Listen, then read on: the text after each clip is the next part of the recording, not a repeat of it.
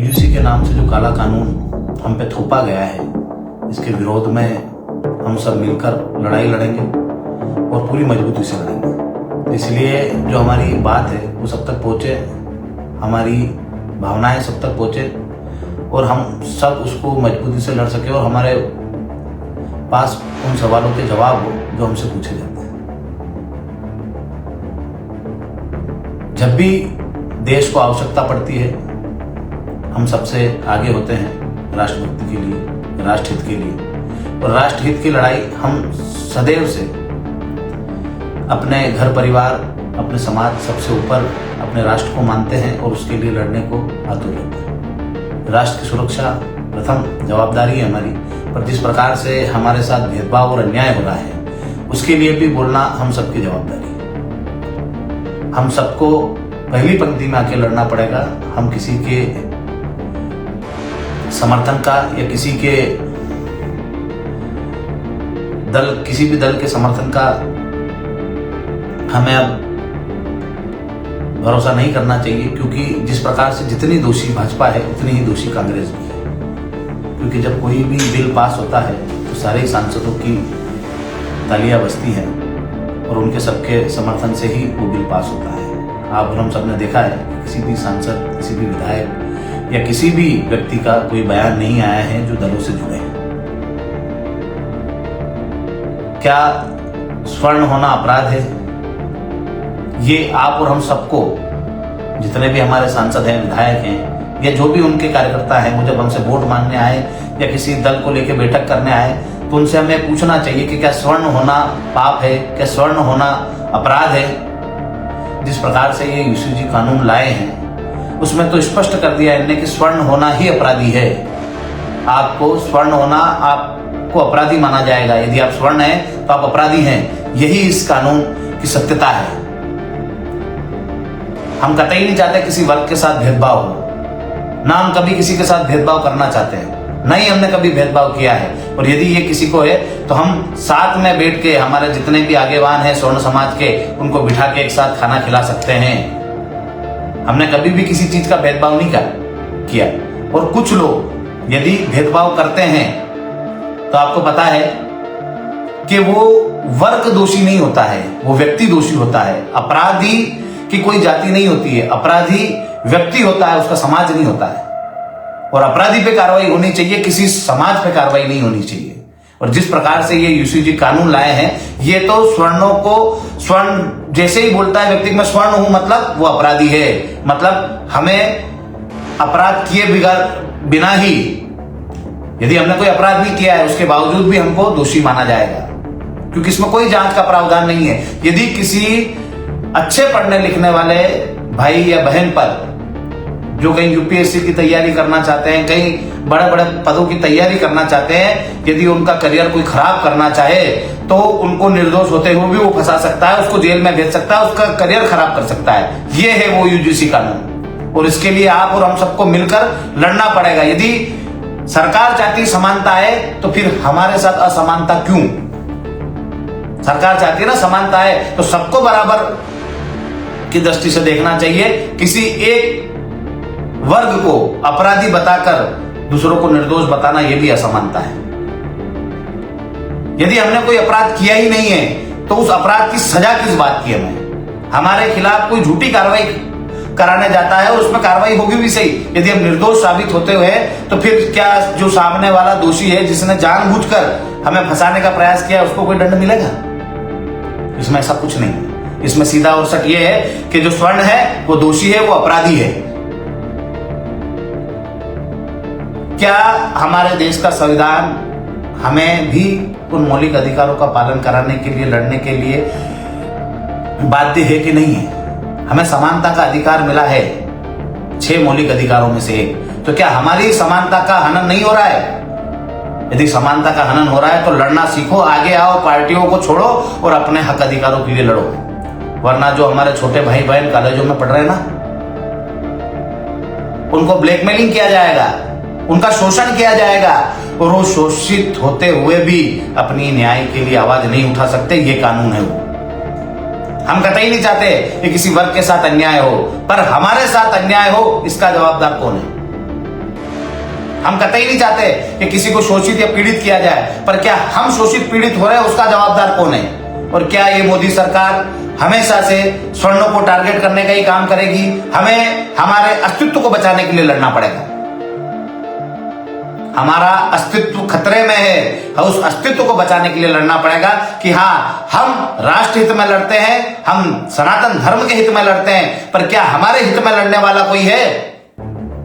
जब भी वोट की आवश्यकता पड़ती है खाली राष्ट्र हित बोलते हैं, इतने में ही हमारे स्वर्ण भाई उनको वोट दे देते हैं।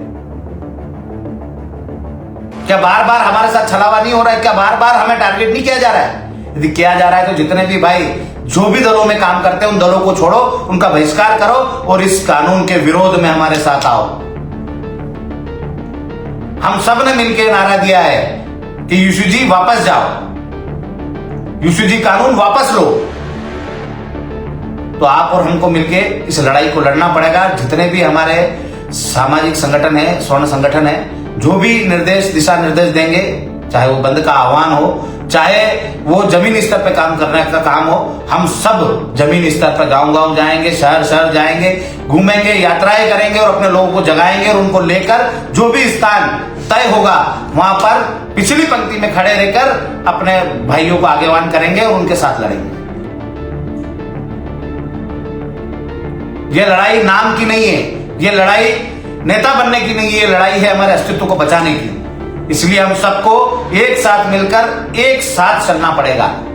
कोई आगे नहीं, कोई पीछे नहीं, हम साथ मिलकर चलेंगे और इस लड़ाई को लड़ेंगे और इन तानाशाही सरकारों को ये बताएंगे कि हम कहीं भी कमजोर नहीं है। हम ईंट का जवाब पत्थर से देना जानते हैं। यदि हमारे अस्तित्व पर खतरा आया, यदि हमारे को अपराधी समझा गया खाली हमारे स्वर्ण होने के नाम से, तो हम उसको बर्दाश्त नहीं करेंगे। और सभी भाइयों से भी मैं निवेदन करता हूं कि इस लाइव वीडियो को ज्यादा से ज्यादा शेयर करें और अपने लोगों तक अपनी बात को पहुंचाएं। आज से ही हमने ये ठान लिया है कि हम इस कानून का विरोध करेंगे और इस कानून के लिए यात्राएं करेंगे और अपने लोगों को जगाएंगे। जिस भी माध्यम से उनको जगा सकते हैं उनको जगाएंगे और जो स्थान तय होगा सब मिलकर जो तय करेंगे उस स्थान पर जाएंगे और अपनी आवाज को बुलंद करेंगे। और ये सरकार को यूसीजी जो कानून है इसको वापस लेना पड़ेगा। जिस प्रकार की भी इस लड़ाई को लड़ना पड़ेगा, हम सब मिलकर लड़ेंगे। तो आपसे बस यही निवेदन है कि जिस प्रकार से समानता के नाम पर हमारे साथ असमानताएं की जा रही हैं, उसका विरोध करिए और अपनी खिलाफ आए इस कानून को समझिए। कई लोगों तक अभी तक ये मैसेज भी नहीं है कि ये कानून है क्या, विरोध क्यों हो रहा है। ये आपके अधिकारों को दबाने के लिए कानून बनाया गया है और अब यदि आपके अधिकारों को बचाना है तो इसके लिए लड़ना पड़ेगा। महाराणा प्रताप ने भी अपने स्वाभिमान को सर्वोपरि रखा था और अपने अधिकारों के लिए लड़े थे। कई क्रांतिकारी थे जिनने देश को पहले रखा और अपने अधिकारों के लिए लड़े। आज फिर से समय आ गया है अपने अधिकारों के लिए अपनी आवाज को बुलंद करने का और इन तानाशाही सरकारों को जवाब देने का। मैं फिर से पूछ रहा हूं अपने साथियों से, अपने भाइयों से, क्या स्वर्ण होना अपराध है? यदि कोई व्यक्ति किसी व्यक्ति के साथ दुराचार करता है, उसके साथ भेदभाव करता है, तो उस पर आप मुकदमा करिए, आप उसको दंड दीजिए। पर क्या कोई निर्दोष भाई जो पढ़ने लिखने वाला है, जो कभी भी किसी भी उपद्रव में शामिल नहीं होता है, कभी भी किसी व्यक्ति को जाति भेदभाव से नहीं देखता है, यदि उसके साथ गलत होगा तो उसका जवाबदार कौन है? ये सरकारें आपके चुप रहने का, आपकी पार्टियों के झंडे उठाने का ये दंड मिल रहा है आपके परिवार के लोगों को। जितने भी नेतागण है ना जो वहां तालियां बजा रहे हैं, जब उनके बच्चों पे आएगी ना तब उनको समझ में आएगी। हमने कभी भी जातिगत लड़ाई नहीं लड़ी। हमने किसानों की बात करी ना तो हमने हर किसान को अपना भाई समझा है। हमने गरीबों की बात करी, गरीबों की लड़ाई लड़ी तो हर गरीब को अपना भाई समझा है और उसकी लड़ाई को प्राथमिकता से लड़ा है। तो मैं सभी से यही निवेदन करना चाहता हूं कि जितने भी भाई मेरी बात को सुन रहे हैं, यदि उनको लगता है कि हमने कभी भेदभाव करके लड़ाई नहीं लड़ी तो हमारे साथ आए और इस मुहिम में हमारा साथ दे और इस कानून को वापस करवाए। क्या एसटी या एससी का भाई चाहता है कि कोई निर्दोष भाई फंसे? क्या किसी निर्दोष पे कार्रवाई हो? क्या ओबीसी का भाई चाहता है किसी निर्दोष पे कार्रवाई हो? हाँ, दोषियों को सजा दो आप, पर निर्दोषों के लिए भी कानून बनाओ कि जो निर्दोष है उसको जांच हो और उसके बाद उस पर कार्रवाई हो, उसके भविष्य के साथ खिलवाड़ नहीं हो। कोई झूठी शिकायत दर्ज करेगा और उसके अस्तित्व को समाप्त कर देगा, उसकी मेहनत को समाप्त कर देगा। भाई साहब, आप सब लोग नेता हैं, आपके बच्चों को वो चीजें फेस नहीं करना पड़ती जो आम गरीब का बच्चा फेस करके कॉलेज तक जाता है। कितनी मुसीबतों के साथ उसके माँ बाप कितनी मेहनत मजदूरी करके उस बच्चे को पढ़ाते हैं, और आपके इस एक कानून की गलती की वजह से यदि उसका करियर खत्म हो गया, उसका करियर समाप्त हो गया, तो उस परिवार का जवाबदार कौन है? वो परिवार पूरा टूट जाएगा, पूरा बिखर जाएगा। कर्जे के तले दबकर अपने बच्चों को माँ बाप पढ़ाते हैं और बच्चे भी वहां मेहनत करते हैं और ये सोचते हैं कि आज नहीं तो कल हम मेहनत करेंगे तो हमारी नौकरी लग जाएगी। पर इस प्रकार के आप कानून लाकर उनको उस रेस से ही बाहर करना चाहते हो। क्या कोई एमपीपीएससी यूपीपीएससी की तैयारी कर रहा हो, पढ़ने में अच्छा हो, और यदि उसका दुश्मन चाहे तो उसको इस यूजीसी कानून के तहत उसको झूठा फंसवा सकता है, उसको उसके कॉलेज से बाहर करवा सकता है और उस पर मुकदमा करके उसका करियर समाप्त करवा सकता है। तो क्या उसके बचाव के लिए क्या न्याय प्रणाली में या न्याय व्यवस्था में ये व्यवस्था है कि यदि उसके ऊपर कोई झूठी कार्रवाई कराता है और यदि वो सिद्ध नहीं होता है, यदि वो दोषी नहीं पाया जाता है, तो सामने वाले व्यक्ति पर कार्रवाई होगी और उसको बाइज्जत बरी किया जाएगा? नहीं है आपके इसमें व्यवस्था। यदि आप स्वर्ण हो और आप पर किसी ने आरोप लगा दिया है तो वो सिद्ध हो चुका है कि हाँ आप आरोपी हो। क्या स्वर्णों को आपने क्रिमिनल मान लिया है? क्या स्वर्णों को आपने अपराधी मान लिया है कि स्वर्ण है मतलब अपराधी है, अपराध करेगा ही करेगा? स्वर्ण राष्ट्र, धर्म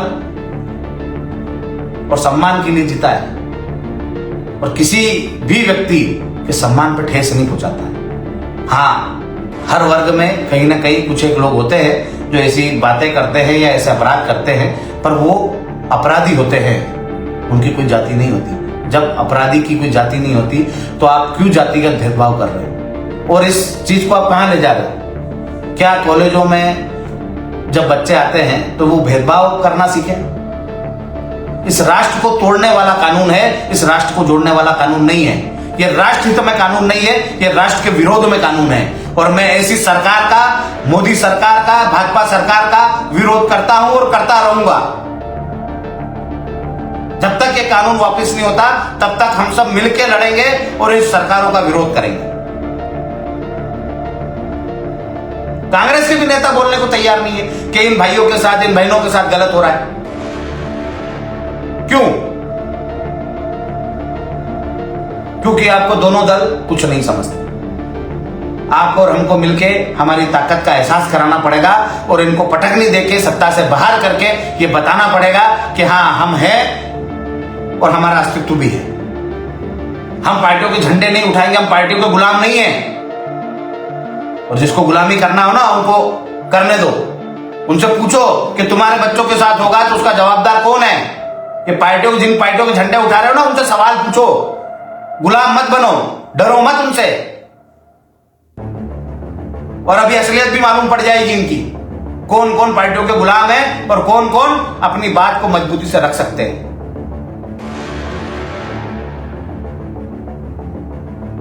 अरे चुनाव हारने का डर है तुमको कि चुनाव हार जाओगे? नहीं भाई, चुनाव नहीं हारोगे। सत्य को सत्य कहना ही सनातन संस्कृति का हिस्सा है। यदि सत्य को सत्य नहीं कह सकते, गलत को गलत नहीं कह सकते, तो तुम्हारा कोई अस्तित्व नहीं है। हमको भी लड़ना है चुनाव, हम भी लड़ेंगे चुनाव। हम तो नहीं डर रहे लड़ने से। यदि हम गलत को गलत नहीं कह सकते तो फिर हमारा कोई अधिकार नहीं चुनाव लड़ने का। और ये जो चुनाव लड़ने आए ना, इनसे पूछना कि क्या जो ये काला कानून लेके आए थे इसके खिलाफ कभी बोले?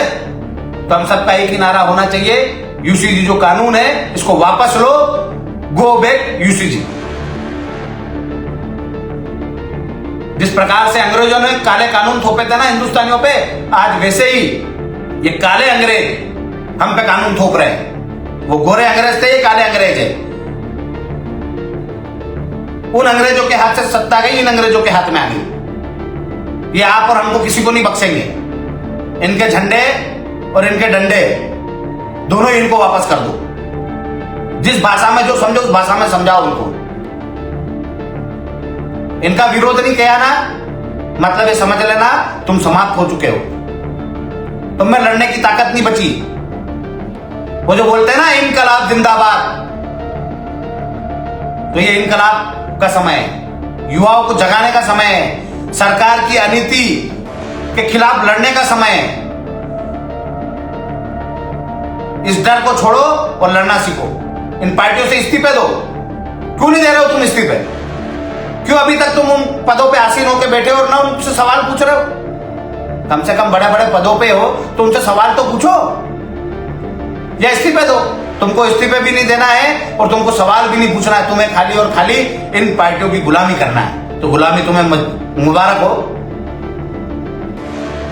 हम तो महाराणा प्रताप और भगत सिंह जी को मानने वाले लोग हैं। हम लड़ेंगे, पीछे नहीं हटेंगे, ना पीछे पांव देंगे। सबसे पहले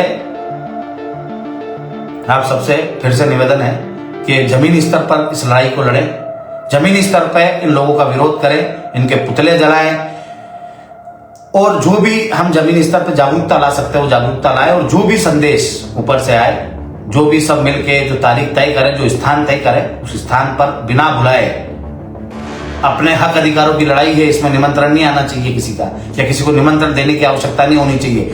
आवश्यकता होनी चाहिए हमें पहुंचने की, कि हम वहां पहुंचेंगे और उनके साथ लड़ेंगे। जब तक ये कानून वापस नहीं जाएगा तब तक हम हटेंगे नहीं, तब तक हम झुकेंगे नहीं। तो समानता के नाम पे हमारे साथ असमानताएं की जा रही है, हमारे मौलिक अधिकारों को कुचला जा रहा है, हम पे काले कानून थोपे जा रहे हैं। और तब भी मेरे देश का युवा यदि लड़ने को आगे नहीं आएगा,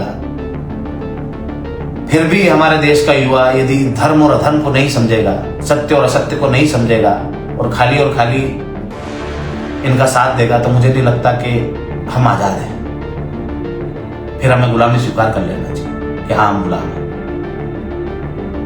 जितने भी ST SC और OBC के भाई हैं उनसे भी मेरा हाथ जोड़ के निवेदन है कि इस कानून को पूरा पढ़े। पढ़ने के बाद आपके भी यार दोस्त सामान्य वर्ग के होंगे, उनने कभी आपके साथ भेदभाव करा है क्या? उनने आपके साथ कभी कोई भेदभाव की भावना रखी है? उस बात को समझे और यदि आपको लगता है कि नहीं किसी ने भेदभाव नहीं किया है तो उनके साथ आए और उनके साथ कंधे से कंधा मिला के इन सरकारों को जवाब दे कि हमने इस कानून की आपसे अपेक्षा नहीं की थी कि हमारे स्वर्ण भाइयों के साथ भेदभाव हो। हम सबको जोड़ने की बात कर रहे हैं और ये सरकारें खाली और खाली वोट बैंक की राजनीति के लिए सबको तोड़ने का काम कर रही है, इस राष्ट्र को तोड़ने का काम कर रही है। इस राष्ट्र में यदि जातिवादी जहर ये सरकारें घोलती रहेगी तो मुझे नहीं लगता कि इस राष्ट्र का कभी उद्धार होगा। हमारा राष्ट्र है, हम सबको मिलकर इस राष्ट्र को बचाना है और इस राष्ट्र को बचाना है तो इस कानून को वापस करना पड़ेगा।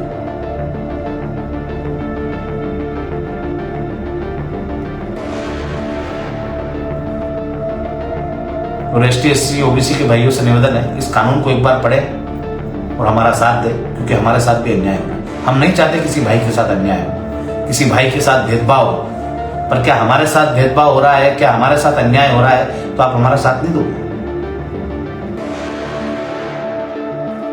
बस यही आपसे अपेक्षा है। और सभी जो भाई इस दुख से पीड़ित है वो डरे नहीं, आगे आए, विरोध करें और अपनी उपस्थिति दर्ज कराकर इन सरकारों को ये जवाब दे कि हम हर बार आपको वोट देने वाले नहीं हैं। इस प्रकार से, जिस प्रकार से हम पे पहले भी कई काले कानून थोपे गए हैं, वैसे ही आज से फिर ये काला कानून हम पे थोप दिया गया है।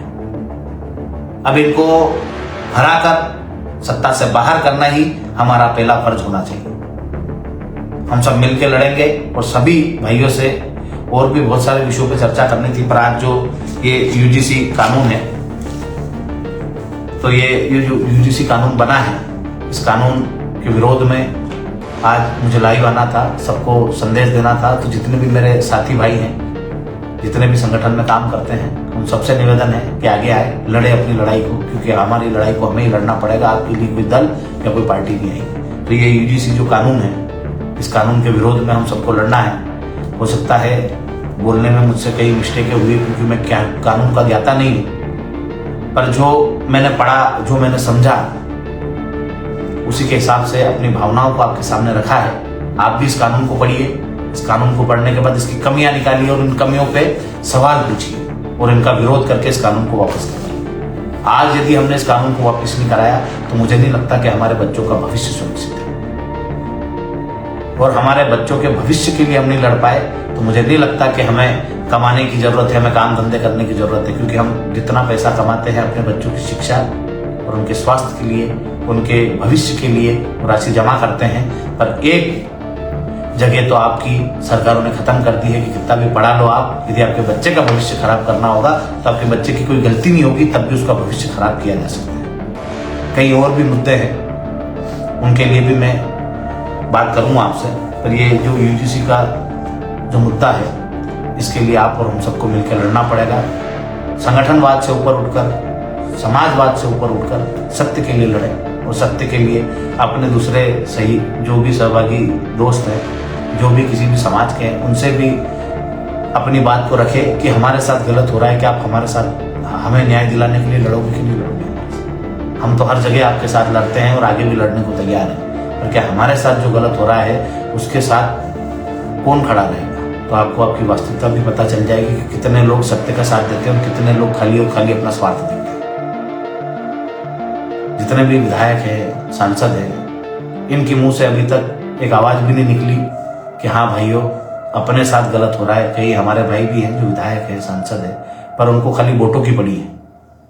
कैसा नहीं हो कोई वोटर हमसे नाराज हो जाए, भैया कोई वोटर आपसे नाराज नहीं होगा। सत्य को बोलने के लिए कलेजा चाहिए, अपने निजी स्वार्थों को छोड़ना पड़ता है। अपना स्वार्थ छोड़िए, चुनाव हार जीत सब अलग बात है, पर अपने हक अधिकारों के लिए लड़ना अलग बात है। तो अपने हक अधिकारों के लिए लड़ने के लिए कुछ चीजों की कुर्बानी देनी पड़े, कुछ चीजों को त्यागना पड़े तो त्याग देना चाहिए, पर अपने हक अधिकारों के लिए लड़ना चाहिए। पर मुझे पूरा विश्वास है, एक भी विधायक है, एक भी सांसद हमारी लड़ाई को नहीं लड़ेगा और न ही वो आगे आके बोलेगा।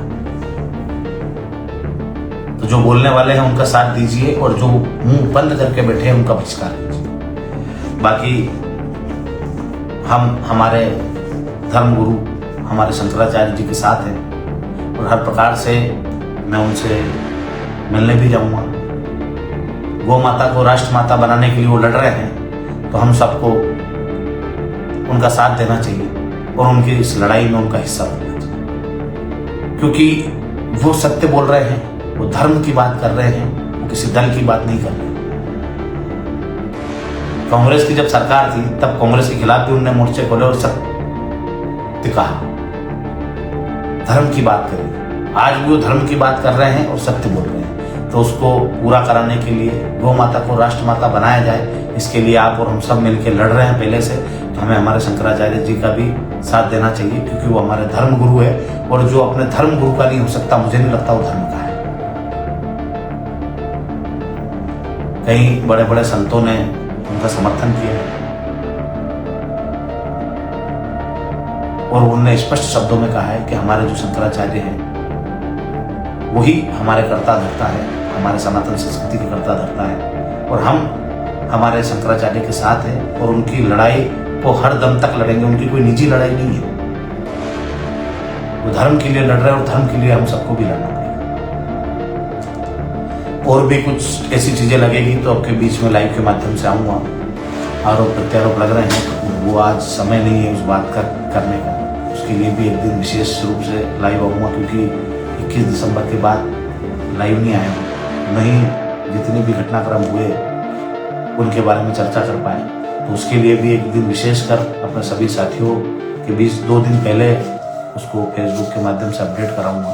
तो सभी भाई उस दिन भी इस आईडी पर जुड़े और ज़्यादा से ज़्यादा उस जो वार्तालाप है उसमें अपनी सहभागिता करें, और उसमें जो प्रश्न हो वो पूछ सकते हैं, मैं उनका जवाब दूंगा, और जो भी चीज़ें अभी तक घटी है उसको स्पष्ट करूंगा कि क्या चीज़ें हुई और क्या घटनाएं घटी, किन किन चीज़ों पे हमने कैसे काम करा, कैसे उन सबको संभाला। आप सब लोगों ने बहुत मेहनत करी कि वो 21 दिसंबर का कार्यक्रम सफल करा। उसके बाद भी कई विघ्न आए, हम विघ्नों से अभी तक लड़ते ही आ रहे हैं, आगे भी लड़ेंगे, पर उन पे स्पष्ट रूप करके स्पष्ट बातें करूँगा और आप सबसे मिलूंगा।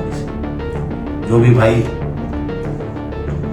अभी तक इस कानून को नहीं समझ पाए हैं, यूजीसी कानून को, तो उसके विरोध के लिए हम एक ट्विटर जो कि अब एक्स बन गया है, उस पर भी एक तारीख निश्चित करके सोशल मीडिया प्लेटफॉर्म पर डालेंगे, और हम सब मिलकर हैशटैग लगाकर यूजीसी गो बैक या यूजीसी वापस जाओ करके हम कंटेंट चलाएंगे, तो हम सबको मिलकर अपना विरोध एक्स पे दर्ज कराना है, ताकि सारे लोगों तक ये पता चले कि हम सब मिलकर लड़ रहे हैं। और जो भी जमीनी स्तर पर कार्यक्रम हो, उसमें बिना किसी संगठनवाद के, बिना किसी व्यक्तिवाद के, बिना किसी दलवाद के, सब मिलकर इस काले कानून का विरोध करें। और जहां भी कोई इस प्रकार के धरना प्रदर्शन या इसका विरोध प्रदर्शन करे, तो उसमें शामिल हो और जाए।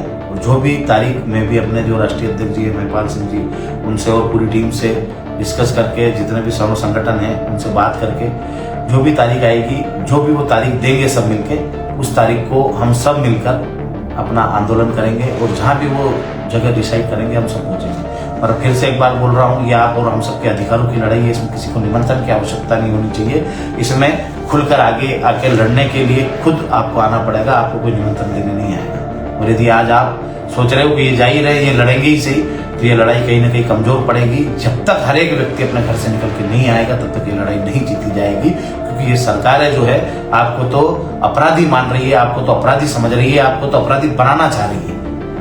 ये नहीं चाहते कि आपका कोई बेटा बेटी IAS IPS बने, कोई बड़ा डॉक्टर बनेंगे, तो आपके बच्चों का भविष्य उस कॉलेज में ही समाप्त करना चाहते हैं, जहां से वो अपना भविष्य बनाकर आगे की राह तय करते हैं। ज्यादा लंबा नहीं खींचूंगा, इसी के साथ जितने भी भाई इस वीडियो को देखा हो, सब शेयर करें। और अपने अपने सोशल प्लेटफॉर्म से जो ये UGC कानून आया है, जो कि इनने बताया है कि समानता के लिए है, हाँ भैया, समानता होनी चाहिए, किसी के साथ शोषण नहीं होना चाहिए, पर सामान्य वर्ग के साथ भी शोषण नहीं होना चाहिए। समानता इनको भी मिलनी चाहिए। समानता के नाम पर असमानता फैलाना कहीं न कहीं सरकारों की नीति है। और जैसे अंग्रेज करते थे, फूट डालो शासन करो, वैसे ही आज फिर भाजपा सरकार ने बता दिया कि अंग्रेजों की नीति पर है, उनकी राह पर चल रहे हैं। तो आप सबसे निवेदन है, सोशल मीडिया पर विरोध प्रदर्शन तेज करिए। हर व्यक्ति को इस काले कानून का विरोध करना है, और हर व्यक्ति को जब भी कोई कार्यक्रम हो उसमें उपस्थित होना है। जय माता दी, जय श्री राम।